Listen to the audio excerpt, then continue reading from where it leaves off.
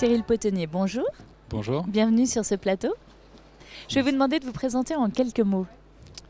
Alors, Cyril Potonnier, j'ai 31 ans, je suis fondateur d'une société Abolis Biotechnologie que j'ai fondée il y a maintenant 6 ans et demi. Donc, je suis chimiste de formation et quand j'ai fait de la chimie pour la première fois pour de vrai, je me suis dit qu'il y avait un problème et que c'était pas comme ça que le monde devait fonctionner et continuer à fonctionner, surtout au XXIe siècle. Et j'ai cherché des alternatives. Parce que la chimie, elle est partout, elle est autour de nous, dans les colorants, les textiles, les médicaments. Il fallait juste faire de la chimie autrement, une chimie plus propre.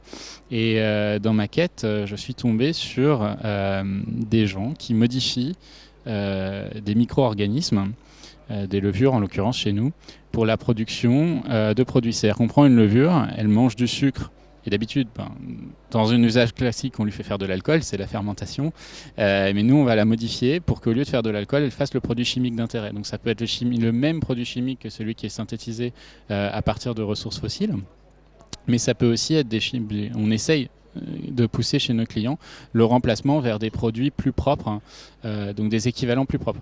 Sur quoi vous travaillez par exemple ? Un exemple qui est assez facile à expliquer, c'est les crèmes solaires. Vous savez tous que les crèmes solaires posent des problèmes pour l'environnement, mais aussi potentiellement pour le consommateur à cause des effets perturbateurs endocriniens. Donc avec une collaboration avec AgroParisTech et Givaudan, on développe une crème solaire biosourcée et non perturbateur endocrinien. Donc qui est faite à partir de sucre, par fermentation. Et donc on a développé des nouvelles molécules qui ont les mêmes propriétés que les filtres solaires classiques, mais qui ont l'avantage d'être biosourcés, non perturbateurs endocriniens. Et aujourd'hui on a des filtres qui sont SPF 30, comme la crème solaire 30, et qui passent en tox écotox en ce moment même. Donc voilà, donc c'est un exemple de ce qu'on peut faire pour un client. Quels sont vos objectifs ? Et pour le grand public ? Alors, c'est vrai que nous, on est sur un marché de B2B, c'est un marché assez spécifique, le monde de la chimie. Et on se voit...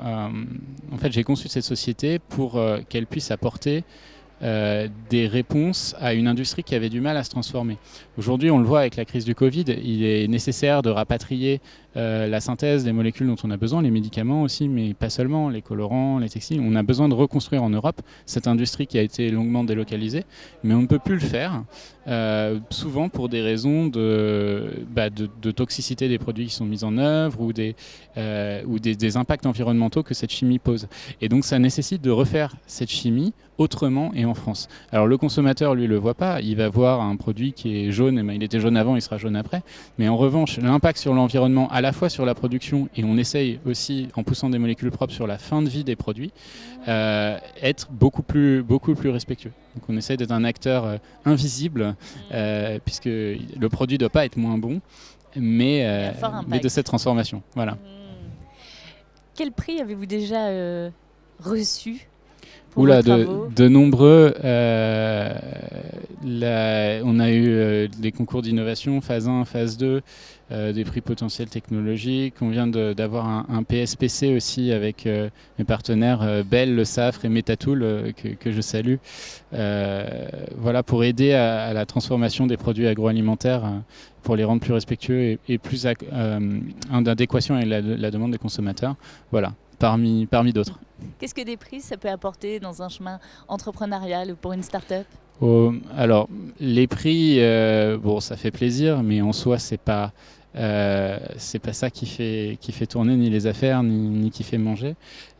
Non, les prix, c'est une reconnaissance, mais c'est surtout l'argent qu'il peut y avoir parfois derrière, et les projets qu'on va construire à partir de cet argent qui, eux, ont de la valeur pour moi. Votre message aujourd'hui ? On est face à un monde dont on savait depuis longtemps qu'il avait des limites, mais c'est pour la première fois que les gens le ressentent vraiment dans leur vie quotidienne. On a un gros problème sur l'énergie, sur les sources d'énergie, on a un gros problème sur l'environnement, On a un gros problème sur l'impact des produits qu'on utilise. On a des problèmes aussi politiques, sociaux. Voilà, j'ai envie de dire chacun son domaine. On a tous un énorme défi à relever pour faire en sorte qu'on vive moins mal, en tout cas pas plus mal demain qu'on ne vit aujourd'hui.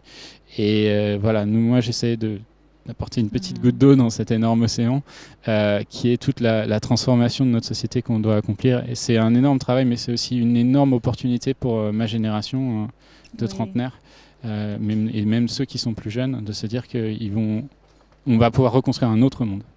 Être un acteur clé. Merci beaucoup. C'est moi. Au revoir.